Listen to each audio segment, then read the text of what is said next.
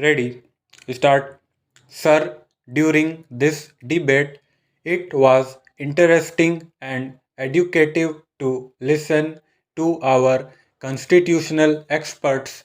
I must say that it seems to me that the question at issue is not merely a legal or a constitutional one. The constitutional amendments which we have introduced contain and reflect the urges of our people. For some time, there has been a deliberate inflation of fears which to me seem to be unreal.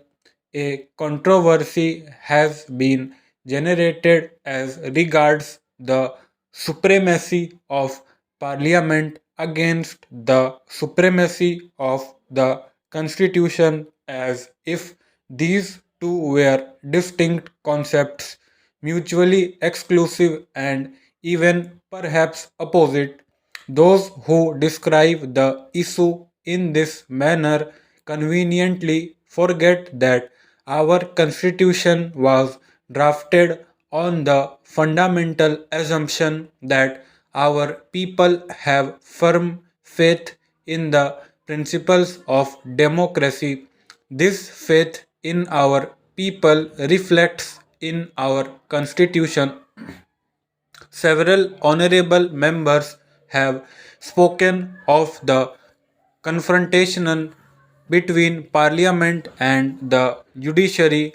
There need not to be a confrontation, and I think that to create an atmosphere of confrontation does not do us much good. I do not think that there is any real confrontation either, because each institution has its assigned place and role. We all know that there can be no third chamber and that no constitution can be frozen into a static position. What do we see when we look at the world around us? It would not take us long to discover that many an institution has collapsed, many a institution has been scrapped because it ceased to be an effective instrument for orderly change. That our constitution and our democratic institutions have survived when all around us there is a climate of tension and violence is a tribute to the faith of our people in democratic ideals and also to the flexibility and responsiveness of our constitution and our political institutions to the urges of our people. While introducing this bill, my colleague spoke of the arguments of those who opposed this bill as being based on fear and nervousness. I should like to dispel that fear and nervousness in the minds of our minorities in so far as their rights are concerned. I believe that protection to them can be guaranteed only by this parliament. Mere constitutional devices cannot give guarantee. History is full of examples of constitutions being overthrown or frustrated. Therefore, a wider and deeper democracy is a more durable guarantee of the rights of our minorities. My endeavor has not been to defeat parties but to educate the public and strengthen the people so that they themselves will not permit any curtailment of their rights. The protection of the rights of the minorities can be ensured only when the majority itself is convinced that its well being and progress is linked with a sense of security amongst the minority communities. In the ultimate analysis, it is only a sensitive and strong public opinion which can give real protection to the minorities. The major premise of democracy is the will of the people as expressed through parliament.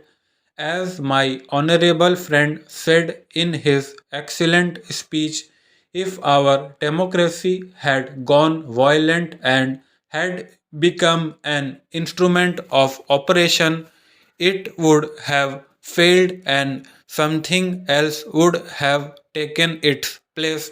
If such anarchy were to take place in our country, holding the constitution against the flood waters of right reaction or of violent revolution would not divert the tide.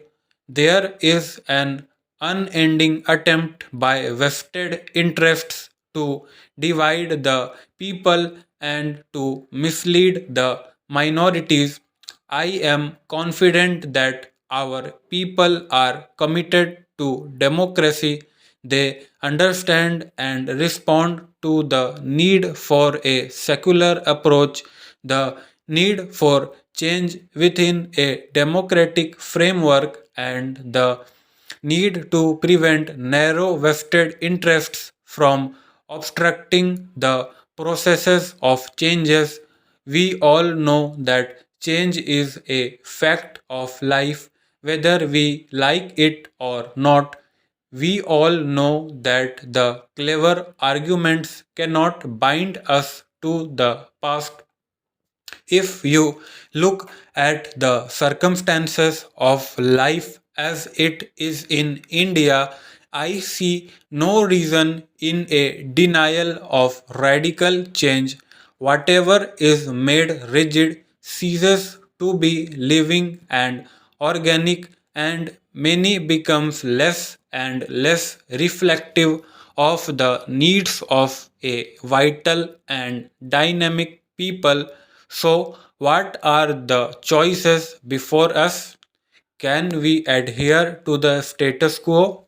There is a crisis in the social order not only in India but in every country of the world, and the choice in every country is whether changes can come out peacefully or whether they must be driven to violent means.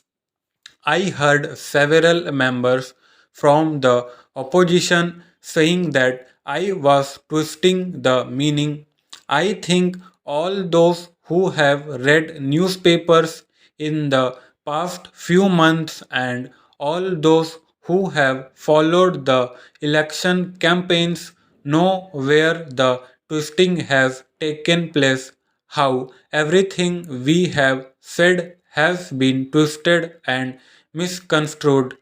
We believe in the commitment and we shall continue to believe in it. I think in today's world, this is a word which has great significance for the future. Stop.